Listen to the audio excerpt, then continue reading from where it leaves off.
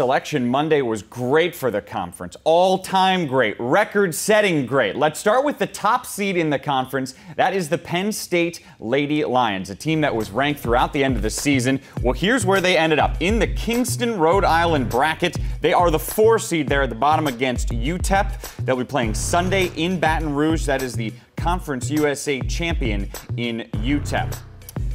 Meanwhile, Penn State getting the highest seed that the Big Ten has, a 4 seed.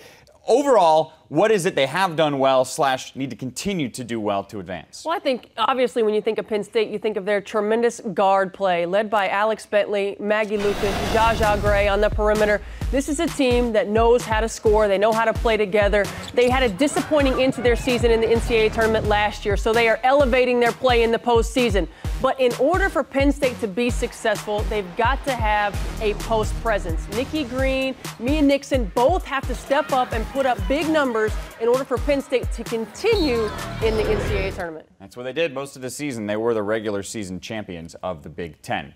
That's one team. As we mentioned, there are many more to get to. So the next one up is another high seed, and that's the Purdue Boilermakers. They are in the Fresno bracket here. You see them on the bottom, also in the 4-13 matchup. They'll be taking on South Dakota, the Summit champs. That game will be Saturday in West Lafayette. Purdue, of course, the Big Ten tournament champions.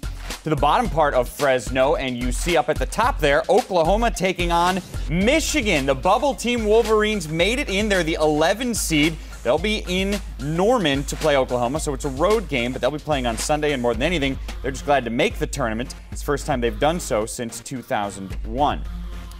Let's get to the Boilermakers. They had the top seed there. They move on. They win the Big Ten tournament. How so? Well, Purdue got it done because of their tremendous guard play.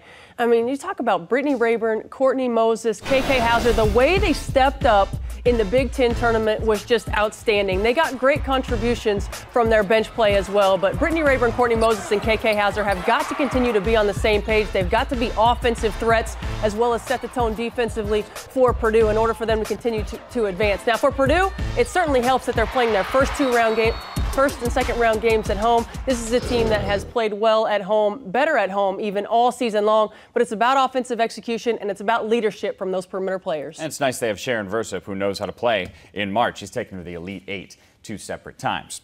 Moving on, Nebraska has pulled the 6th seed. So they're in the 6-11 matchup as well. They're in the Des Moines bracket. They'll be playing on Sunday in Little Rock, Arkansas, against a Big 12 at-large team in Kansas. The other side of the Des Moines shows us Ohio State. The Buckeyes, a surprising seed. They're only an 8 seed in the 8-9 game against Florida. They'll play Sunday in Bowling Green. This is a very surprising, I mean, this was maybe the biggest story outside of what the conference did as a whole, because this is a team that was number 18 in the final regular season coaches poll, and they grabbed an 8 seed. What'd you think? Well, and I think what's disappointing about Ohio State's seeding is that they went out and they really scheduled a better non-conference schedule than they had in the past. But, it's disappointing that they're an 8 seed. They certainly have an opportunity to continue to make noise. It's a tough matchup in Florida in the first round. And, oh, by the way, if you win, then you've got Baylor in the second round.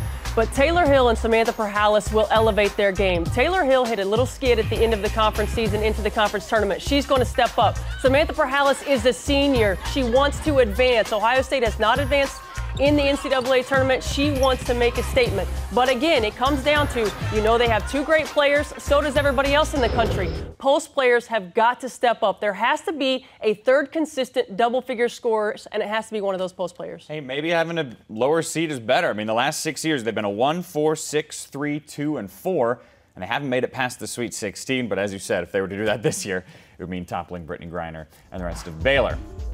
Up next, we turn to the Raleigh bracket, and there you see Iowa in the middle. They are another bubble team that made it in. They're the 9 seed. They will take on Pac-12 at-large Cal. That'll be a game Sunday in Indiana. It's the 5th straight NCAA tournament for Iowa. The other side of Raleigh sees Michigan State, perhaps another bubble team, a little safer in, though. They're a 10 seed. They'll take on Louisville in the 7-10 matchup Saturday in College Park. This is the 4th straight NCAA tournament for them.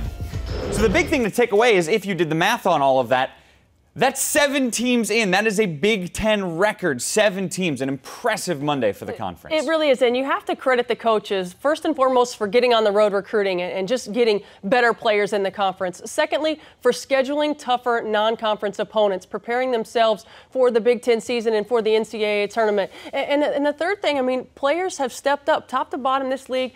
The players have continued to step up. I'm really happy for Michigan. I think they were probably one of those teams that was right on the edge of that bubble, and I'm happy for them that they got in. You could guarantee there'd be 4 locks and at least 2 to 3 maybe teams that were bubble. All of them get in. Again, a Big Ten record. Hopefully the teams will do better than they have recently. The last 6 years, just a 500 record for the Big Ten in the NCAA tournament.